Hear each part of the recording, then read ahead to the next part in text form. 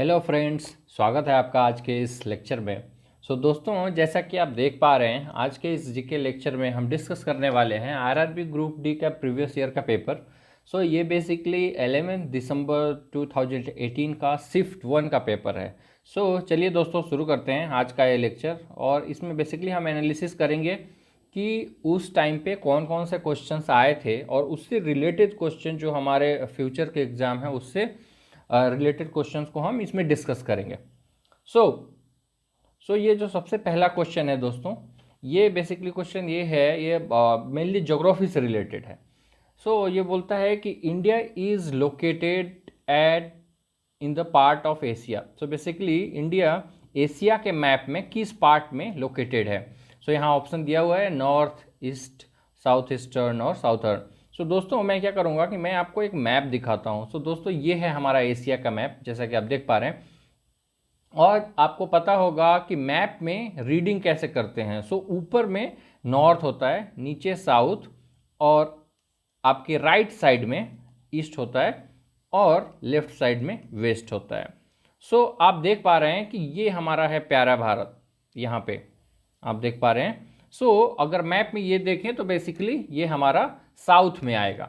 ठीक है, मैप के पॉइंट ऑफ व्यू से ये साउथ में आएगा। ये जो सवाल है इसका सही आंसर होगा साउथर्न पार्ट में। ठीक है, चलिए अगले सवाल की ओर चलते हैं। Through which amendment act was the word secularism added to the preamble of the constitution. इसका मतलब ये है, पूछ रहा है सवाल कि किस संविधान संशोधन में हमारा जो प्रीएम्बल है, जो प्रस्तावना है, उसमें सेकुलरिज्म वर्ड ऐड किया गया था, ये सवाल है। ठीक है, सेकुलरिज्म ऐड किस संशोधन में किया गया था। इसके लिए मैं क्या करूंगा दोस्तों कि ये जितने भी अमेंडमेंट्स यहाँ दिए हुए हैं लिस्ट में, 42nd, 21st, 73rd and 61st, इन सब का थोड़ा सा ब्रीफ देखते हैं। दोस्तों, इसमें इन चारों ही अमेंडमेंट में सबसे इंपॉर्टेंट है 42nd अमेंडमेंट। ये तो आपको बिल्कुल ही पता होना चाहिए। और यहाँ पे एक चीज़ जो नहीं लिखा हुआ है दोस्तों, ये है 1976। उस टाइम पे 1976 का ये अमेंडमेंट है। तो ये ईयर भी आपको याद रखना होगा कि 42nd अमेंडमेंट हुआ था 1976 में। इससे रिलेटेड 2-3 पॉइंट और भी इंपॉर्टेंट है माय फ्रेंड्स।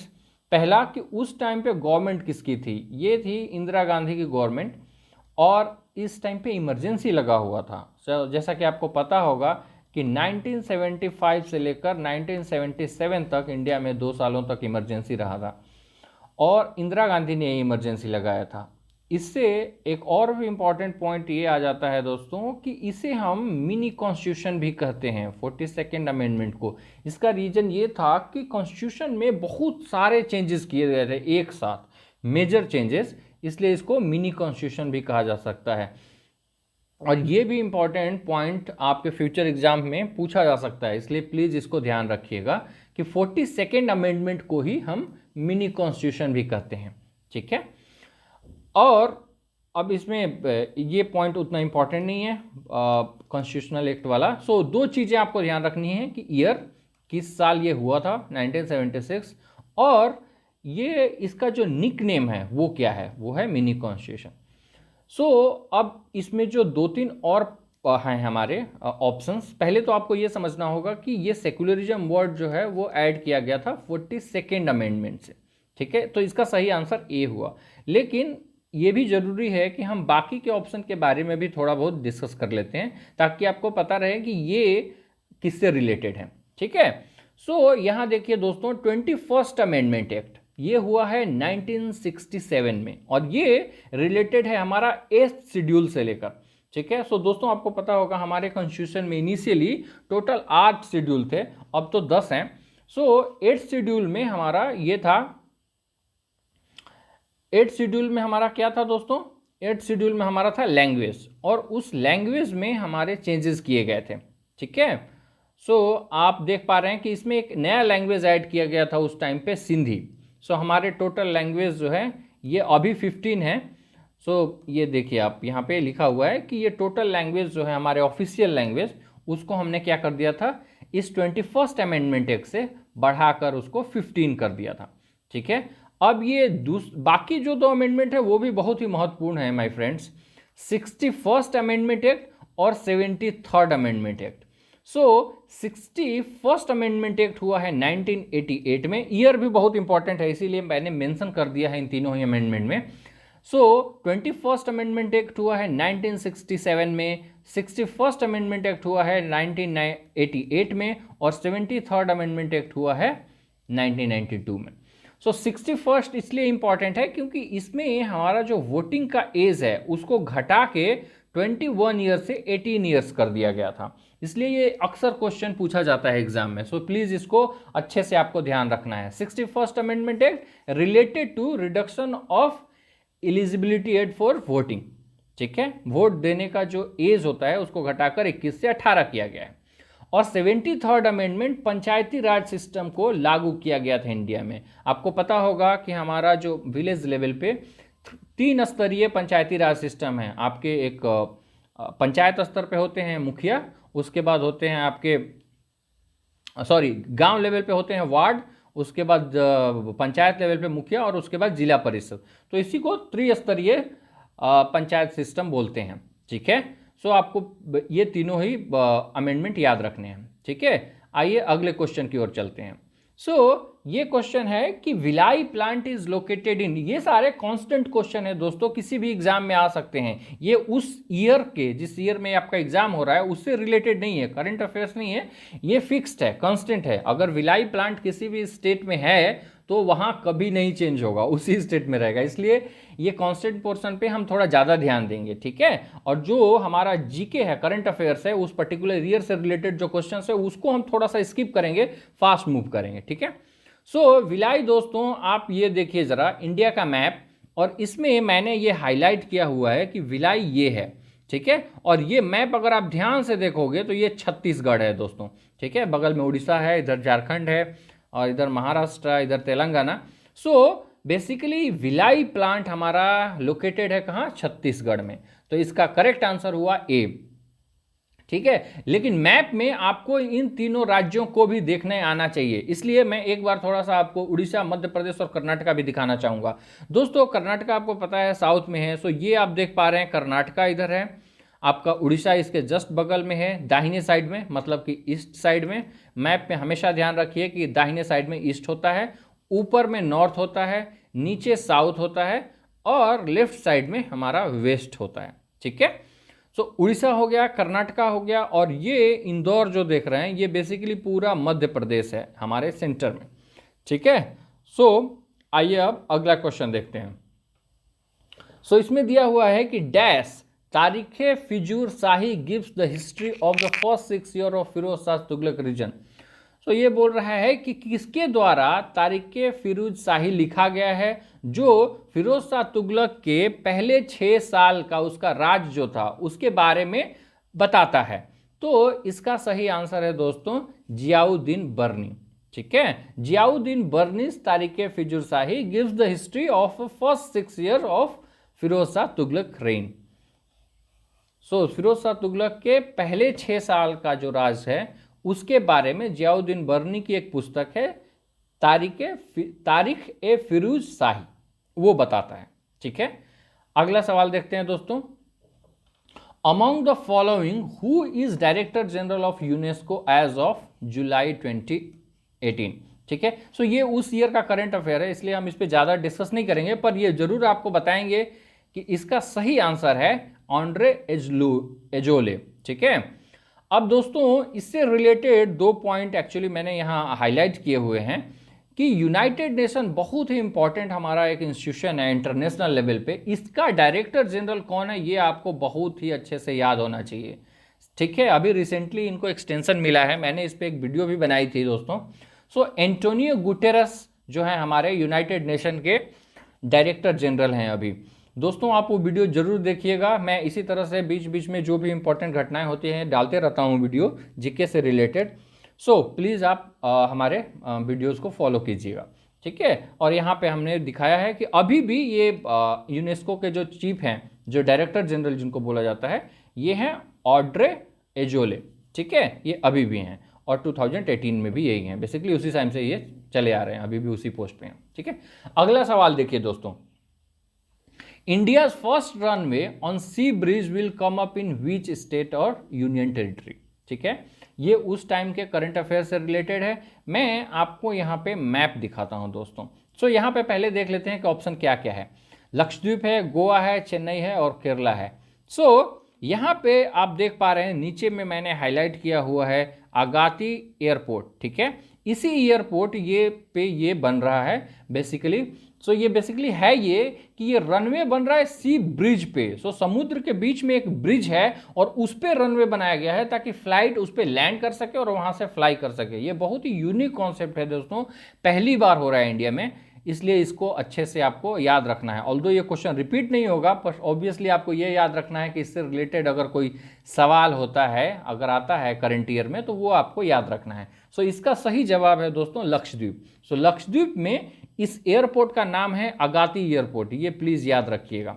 ठीक है, अब इससे जो बाकी के ऑप्शन है उनका लोकेशन भी मैप में देख लेते हैं दोस्तों, गोवा, चेन्नई और केरला। सो दोस्तों आपको पता है केरला यहाँ पे देख सकते हैं आप। सो केरला ये पूरा लंबा सा है, इधर ये हो गया, चेन्नई यहाँ पे है आपका दोस्तों, और गोवा यहाँ पे आता है। ठीक है, तो मैप में आपको इसका लोकेशन बहुत ही अच्छे से पता होना चाहिए। महाराष्ट्र और कर्नाटका के बीच में यहाँ गोवा पड़ता है, दोनों जहाँ एक दूसरे से कनेक्ट होते हैं उस पॉइंट पे गोवा है। ठीक है, सो अगले क्वेश्चन की तरफ चलते हैं दोस्तों। सो ये सवाल है कि India dash has won silver medal in under 23 senior world wrestling competition held in Poland. So 2018 में ये कंपटीशन हुआ था अंडर 23, जिसमें बोल रहे हैं किसने सिल्वर मेडल जीता था। तो इसका सही जवाब है रितु फोगाट। सो ये खेल से रिलेटेड जितने भी करंट अफेयर्स के क्वेश्चंस है दोस्तों, अभी मैं आपको बताऊं, अभी से रिलेटेड जितने भी हैं 2020 और 21 से रिलेटेड, वो आपको बिल्कुल अच्छे से पता होना चाहिए दोस्तों। उस पर हम एक अलग लेक्चर लेंगे दोस्तों। सो अगले क्वेश्चन की तरफ बढ़ते हैं। So the word Veda means, इसका सही जवाब है नॉलेज, ऑप्शन डी। वेदा का मतलब होता है ज्ञान। ठीक है, अगले सवाल की तरफ चलते हैं दोस्तों। So who was appointed as managing director and CEO of Dhanlaxmi Bank in July 2018। So आप ये देख पा रहे होंगे दोस्तों कि अभी तक हमने जितने भी सवाल किए हैं इसमें बहुत सारे क्वेश्चन ऐसे हैं जो उसी ईयर में हुए हैं। ये सारे इवेंट 2018 में हुए हैं। सो इसलिए अगर आप 2021 के एग्ज़ाम में जा रहे हैं तो ये बहुत ज़रूरी हो जाता है कि 2021 में जितने भी इम्पॉर्टेंट अपॉइंटमेंट हुए हैं, जितने भी गेम्स में जो भी विनर रहे हैं, इन सारे का हमको अच्छे से पता होना चाहिए। इस पर हम एक अलग लेक्चर बनाएंगे डेफिनेटली, पर इस टाइम के लिए इसका सही जवाब है दोस्तों पॉइंट सी, टी लता जो है इनको अपॉइंट किया गया था सीईओ ऑफ धनलक्ष्मी बैंक। ठीक है, नाउ मैंने यहाँ पे कुछ लिस्ट किए हुए हैं इंपॉर्टेंट पर्सन का जिसको आपको जानना चाहिए दोस्तों। सो अभी आरबीआई के गवर्नर कौन है? ये हैं शक्तिकांत दास। ये बहुत ही अच्छे से याद रखिएगा दोस्तों, इनका बहुत बड़ा रोल है। इंडिया का जो हमारा फॉरेन एक्सचेंज रिजर्व है वो बहुत तेज़ी से पिछले 2-3 साल में बढ़ा है, जिसमें शक्तिकांत दास जब से गवर्नर बने हैं ये बहुत ही तेज़ी से बढ़ा है। इसलिए आपको आरबीआई का गवर्नर डेफिनेटली पता होना चाहिए। इनफैक्ट आरबीआई के डिप्टी गवर्नर्स के भी आपको नाम पता होना चाहिए। जो हमारे 4 डिप्टी गवर्नर्स होते हैं उनके नाम भी पता होना चाहिए। अभी स्टेट बैंक ऑफ इंडिया के चीफ कौन हैं? ये हैं दिनेश कुमार खारा। अभी इनका रिसेंटली अपॉइंटमेंट हुआ था, आई थिंक लास्ट ईयर ही हुआ था, last year towards the end of the year 2020 में, इसलिए इसको प्लीज़ याद रखिएगा। एचडीएफसी बैंक के जो सीईओ हैं वो हैं शशिधर जगदीशन, ये भी इंपॉर्टेंट है, इनको भी लास्ट ईयर ये अपॉइंटमेंट मिली है। फिर आपको ICICI bank Sandeep Bakhshi, Axis bank Amitabh Chaudhry, और जो 2 आईटी कंपनी हैं इंपॉर्टेंट, राजेश गोपीनाथ टीसीएस के हैं चीफ और इन्फोसिस के चीफ हैं सलील पारेख। सो इनके नाम दोस्तों प्लीज़ ये आपको याद रखना है। ठीक है, अगला सवाल देखते हैं दोस्तों। Who was conferred while with the global icon award at Zee Cine Award 2018 held in Mumbai. So 2018 में जी सिने अवार्ड में किसको ग्लोबल आइकन का अवार्ड दिया गया था? इसका सही जवाब है प्रियंका चोपड़ा। ठीक है, सो इस साल का जो भी हमारा अवार्ड हुआ है दोस्तों, नेशनल फिल्म अवार्ड हो गए चाहे फिल्म फेयर अवार्ड हो गए, उसे भी हमें बिल्कुल पता होना चाहिए ठीक है, एटलीस्ट ये पता होना चाहिए कि हमारे बेस्ट एक्टर का अवार्ड किसको मिला है, बेस्ट फीमेल एक्टर का अवार्ड का किसको मिला है, और बेस्ट फिल्म का अवार्ड किसको मिला है। ये सारी चीज़ें हमको पता होनी चाहिए। ठीक है, अब अगला सवाल देखते हैं दोस्तों। In May 2018 which national cricket governing body signed an agreement with UN environment to promote green cricket in the country. So इसका मतलब ये है कि किस क्रिकेट गवर्निंग बॉडी ने 2018 में यूनाइटेड नेशन के इन्वायरमेंट प्रोग्राम के साथ एग्रीमेंट किया था कि वो अपने देश में ग्रीन एनर्जी को प्रमोट करेगा। ठीक है, इसका आंसर है बीसीसीआई। ठीक है, board of control for cricket in India, BCCI ने यूएन के साथ ये एग्रीमेंट किया था। ठीक है, अगला सवाल देखते हैं दोस्तों। Who launched Neta, a mobile application that allows users to rate and review elected representative. ठीक है, सो इसका सही जवाब है प्रणव कुमार मुखर्जी। सो नेता ऐप जो है बेसिकली आपको अपने जो लोकल सांसद हैं उनके बारे में आपके क्या व्यूज हैं उनको रेट करने का ऑप्शन देता है। ठीक है, अगला सवाल देखते हैं दोस्तों। Trinamool Congress is a political party originated from which of the following state. ये बेसिकली इंडिया के पॉलिटिकल पार्टी से रिलेटेड क्वेश्चन है। सो इसके बारे में मैंने क्या किया है कि इंडिया के जितने भी इंपॉर्टेंट पॉलिटिकल पार्टीज हैं उनका यहाँ पे लिस्ट दिया हुआ है। आइए थोड़ा इसके बारे में डिस्कस करते हैं। सो तमिलनाडु में दो मेन पॉलिटिकल पार्टीज हैं माय फ्रेंड्स। एक है डीएमके, द्रविड़ मुनेत्र कड़गम, और ये है एआईडीएमके जिसका नाम है ऑल इंडिया द्रविड़ मुनेत्र कड़गम। ठीक है, टीडीपी आंध्र प्रदेश से रिलेटेड पार्टी है। तेलुगु देशम पार्टी। ठीक है, टीआरएस तेलंगाना राष्ट्र समिति तेलंगाना से रिलेटेड है। एनसी का मतलब होता है नेशनल कॉन्फ्रेंस जो कि जम्मू एंड कश्मीर से रिलेटेड है। पीडीपी पीपुल्स डेमोक्रेटिक पार्टी ये आपका जेएनके से रिलेटेड है। ठीक है, शिवसेना आपको पता होगा अभी इनकी सरकार है महाराष्ट्र में जिसके चीफ हैं उद्धव ठाकरे, ये पार्टी आपको महाराष्ट्र से रिलेटेड है। एनसीपी के चीफ हैं शरद पवार और ये भी महाराष्ट्र से रिलेटेड है। बीएसपी उत्तर प्रदेश बहुजन समाज पार्टी मायावती इनकी हेड हैं, ये भी आपको पता होना चाहिए। ठीक है, उसी तरह से एसपी हो गया Samajwadi party Akhilesh Yadav, Aam Aadmi Party Delhi Arvind Kejriwal, AIMIM all India Muslim something इसका फुल फॉर्म है दोस्तों। सो इसके है ये भी तेलंगाना से रिलेटेड है, ये ओवैसी की पार्टी है। एआईयूडीएफ आसाम की पार्टी है। United democratic front all India United democratic front Assam की पार्टी है। एजीपी असम गण परिषद आसाम की पार्टी है। जेडीएस जनता दल सेकुलर कर्नाटका की। जेडीयू और आरजेडी जनता दल यूनाइटेड और राष्ट्रीय जनता दल दोनों ही बिहार की पार्टियां हैं। और वायरस कांग्रेस जिसका चीफ हैं जगन मोहन रेड्डी जी अभी सीएम भी हैं आपको आंध्र प्रदेश के, ये उनकी पार्टी है। सो तृणमूल माय फ्रेंड्स ये पार्टी है रिलेटेड टू वेस्ट बंगाल जिसकी चीफ हैं अभी ममता बनर्जी। ठीक है, सो ममता बनर्जी अभी वहाँ की सीएम भी हैं, ये भी आपको याद रखना है। और इन्होंने बहुत ही थम्पिंग मेजोरिटी से 2021 के इलेक्शन में बीजेपी को डिफीट किया है। ठीक है, अगला सवाल देखते हैं दोस्तों। विच of the following mines is located in Assam. It's not locked my friends, it's located. ठीक है, सो कौन सा खाद्यान्न जो है इसमें खदान बेसिकली जहाँ से या तो कोयला या तेल या ये सब चीज़ें निकलती हैं, कौन सा खदान इसमें आसाम में है। सो ये चारों ही खदान के बारे में हम डिस्कस करेंगे दोस्तों क्योंकि ये फिक्स्ड पार्ट है जीके का। सो ये देखिए, और ये खदान किससे रिलेटेड है ये भी हम देखेंगे। सो पहला ऑप्शन जो हमारा था दोस्तों खेतरी, ये है कॉपर से रिलेटेड। सो यहाँ कॉपर की खुदाई होती है और ये राजस्थान में है। ठीक है, मयूरभंज जो है वो है आयरन और लोहे का खदान है जो कि उड़ीसा में है। दिग्बोई तेल से संबंधित है, यहाँ तेल के कुएं हैं। ठीक है, और ये आसाम में है। और सिंहभूम डिस्ट्रिक्ट जो है आपका झारखंड में है और ये आयरन और से रिलेटेड है। ठीक है, सो दो इसमें आयरन और से रिलेटेड है, दिग्बोई तेल से रिलेटेड है और खेतरी आपका कॉपर से रिलेटेड है, इसलिए इसका सही जवाब होगा दिग्बोई। ठीक है, जो कि ऑयल से रिलेटेड है। ओके, अगला सवाल देखते हैं दोस्तों।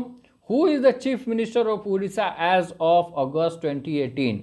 अब देखिए उड़ीसा के जो मुख्यमंत्री थे और एक्चुअली अभी भी हैं वो हैं नवीन पटनायक, और ये काफ़ी समय से उड़ीसा के मुख्यमंत्री बने हुए हैं, ऑलमोस्ट 20 ईयर्स हो गए हैं इनको, ठीक है। लेकिन जो बाकी के ऑप्शन दिए हुए हैं ये भी आपको पता होना चाहिए दोस्तों। मनोहर पर्रिकर उस समय गोवा के मुख्यमंत्री थे जो अभी नहीं हैं। विलासराव देशमुख पास्ट में मुख्यमंत्री थे महाराष्ट्र के जो अब नहीं हैं इस दुनिया में। बिप्लब देव ये हैं त्रिपुरा के मुख्यमंत्री, ठीक है। सो ये आपको पता होना चाहिए, ठीक है। अब मैं क्या करूंगा दोस्तों कि आपको अभी पूरे देश में जितने भी इंपॉर्टेंट चीफ मिनिस्टर हैं, इनफैक्ट मैंने सारे ही चीफ मिनिस्टर का यहाँ लिस्ट दिया हुआ है, लेकिन कुछ कुछ चीफ मिनिस्टर जो बहुत ही इंपॉर्टेंट है उनका आपको ध्यान रखना है दोस्तों। जैसे अभी रिसेंटली असम के नए चीफ मिनिस्टर बने हैं श्री हेमंत बिश्व शर्मा, ये शायद आपको याद ना हो इसलिए प्लीज़ इसको याद रखिएगा। फिर अगर मैं इधर देखूं, जैसे ये तो हम लोग डिस्कस कर चुके हैं उड़ीसा के कौन हैं, ठीक है। कैप्टन अमरिंदर सिंह ये पंजाब के चीफ मिनिस्टर हैं। उसी तरह से MK स्टालिन बहुत ही इंपॉर्टेंट है, अभी रिसेंटली तमिलनाडु के मुख्यमंत्री बने हैं, सो MK स्टालिन आपको याद रखना है। के चंद्रशेखर राव तेलंगाना के मुख्यमंत्री हैं। फिर उत्तर प्रदेश तो सबको पता होगा दोस्तों, ये भी इंपॉर्टेंट है, अभी ये रिसेंटली बने हुए हैं श्री तीरथ सिंह रावत, ठीक है। उसी तरह से और आपको याद रखना है झारखंड के मुख्यमंत्री।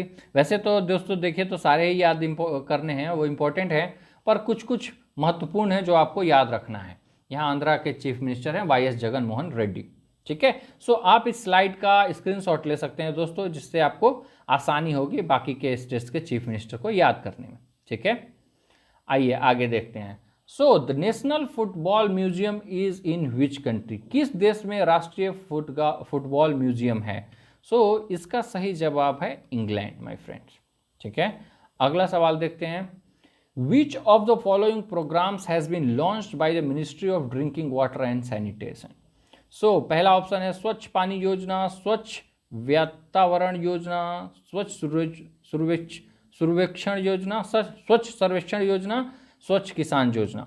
सो इसका सही आंसर है ऑप्शन सी, स्वच्छ सर्वेक्षण योजना। ये 2018 में लॉन्च हुआ था और ये हर साल पूरे देश के जितने भी मेन म्यूनिसिपैलिटीज और स्टेट हैं उनका स्वच्छता का सर्वेक्षण करता है, उनका रैंकिंग करता है, ठीक है। अब आते हैं अगले सवाल की तरफ।